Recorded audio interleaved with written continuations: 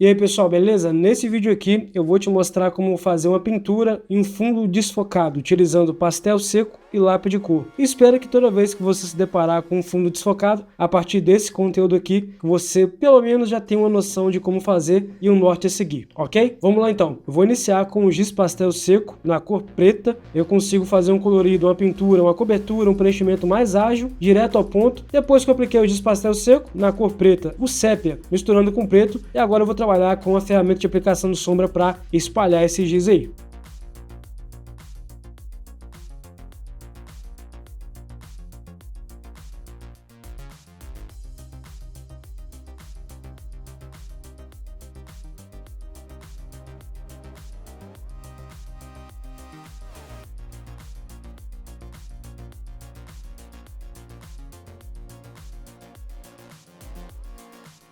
Ali eu apliquei um tom de um giz puxado para um marrom, observando na minha imagem como referência ao lado esquerdo, que você não está vendo no seu vídeo aí, mas ela está aqui tanto impressa quanto aqui na tela do notebook, para observar. Eu notei que tinha uma gama meio alaranjada nesse fundo aqui. Depois eu espalhei esse giz com essa espuminha que você está vendo, que nada mais é do que realmente uma espuma, e na pontinha ali com um bastãozinho de látex.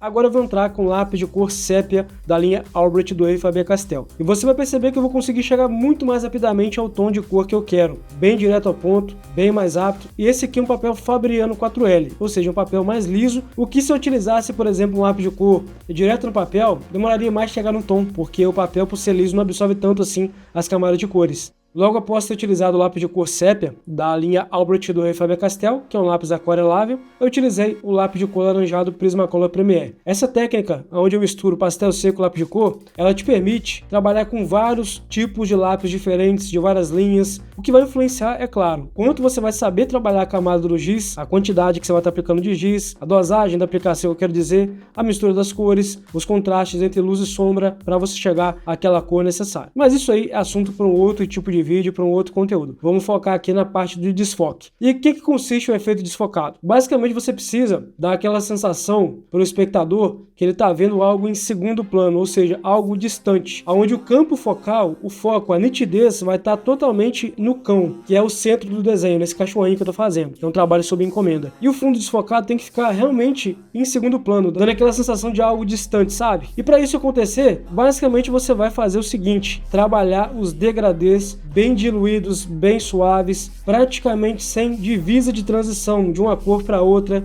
de uma mancha, de um ponto para o outro, compreendeu? Então o desfoque, assim, de uma maneira mais explicativa na parte teórica e didática, é assim que você tem que encarar. Agora, na parte prática, vai muito além de somente você aprender a observar, perceber e enxergar algo. Você precisa interpretar aquilo, assimilar e saber quais cores aplicar para gerar aquele aspecto, aquela sensação observada na fotografia e realmente causar aquela impressão de desfoque, aquela sensação que é algo realmente isolado lá no fundo, se você levar em consideração que está sendo evidenciado no desenho. Se, por exemplo, fosse um retrato de uma pessoa aqui, seria a mesma coisa, o retrato em evidência, com mais nitidez, com mais foco naquilo, e o desfoque de algo ali do fundo em segundo plano. É como, por exemplo, se você estivesse tirando uma fotografia, você quer evidenciar algo ali em destaque na sua foto, cravar o foco naquilo, e o que está em segundo plano fica desfocado. E isso também tem relação com a lente, tá? Com a distância do fundo, quanto mais aberta for a lente, mais desfoque de fundo você consegue, quanto mais clara for a sua lente, também mais desfoque de fundo você consegue. Por exemplo, lentes 1.8, lentes 1.4, lentes 1.2 geralmente pegam um desfoque de fundo muito cremoso, sabe? Aquele negócio bem sem nitidez. Dependendo da situação fica até estranho, então você também tem que levar isso em consideração. Logicamente que eu tô entrando aqui num termo mais técnico, para quem porventura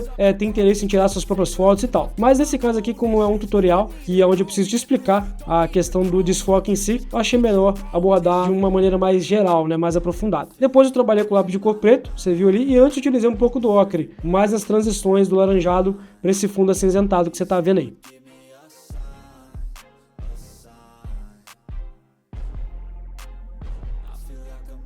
Outra coisa também é que o efeito de desfoque ele se dá muito quando você observa o todo. Às vezes para você que pode parecer que não está tão desfocado assim, esse fundo porque não terminei o desenho, mas já dá uma certa impressão, porque o fundo não está nítido. Ou seja, olha essas plantinhas aqui do seu lado esquerdo do vídeo, elas não têm um formato de folhas de plantas definidas, nitidamente falando, em evidência, entendeu?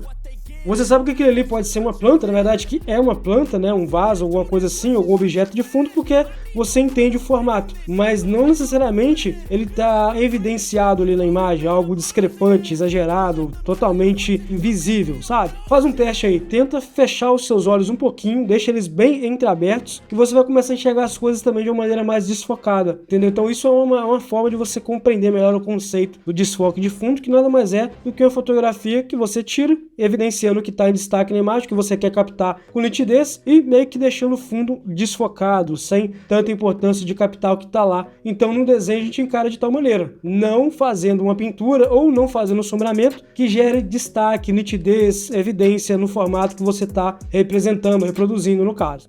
Por exemplo, ali você viu que eu fiz todas as manchas com um degradê bem suave, bem sutil na sua transição, ou seja, aquela mancha onde eu fiz do sépia pro laranjado, na passagem do sépia pro laranja, tá bem suave, bem diluído o degradê. Assim como também, por exemplo, do tom laranja, daquele tom de ocre pro fundo cinza. E logicamente também que tem alguns macetinhos para você fazer os acabamentos, né? Pegar ali, já colorir e achar que vai ficar desfocado. Você tem que trabalhar bem os degradês, com bastante paciência, bastante calma e atenção para que fique um trabalho bem feito. Eu vou finalizar essa pintura com um cinza médio, deixar mais ainda suave as passagens do degradê, porque o cinza é uma cor, entre aspas, para mim aqui meio neutra, então não vai interferir ou influenciar tanto nas cores que eu utilizei e ainda assim vai também fazer com que fique um trabalho mais natural. Depois eu trabalhei com um pouquinho do marrom, tom de canela, voltei com sépia, para poder retocar as cores escuras, projetando mais sombras, diluindo mais os degradês ainda, essas passagens de cores do escuro pro médio, pro claro, para que fique ainda mais sutil essa transição.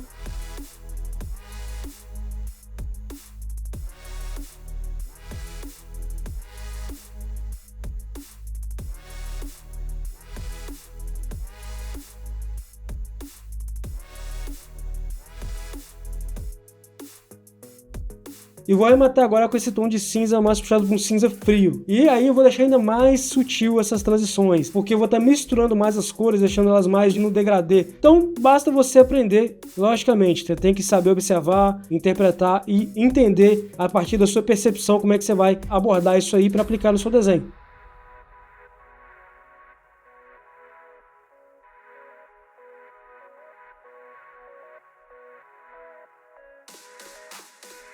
Em breve vou colocar algum outro tutorial sobre esse desenho aqui no canal também. Valeu, abração, até mais, falou!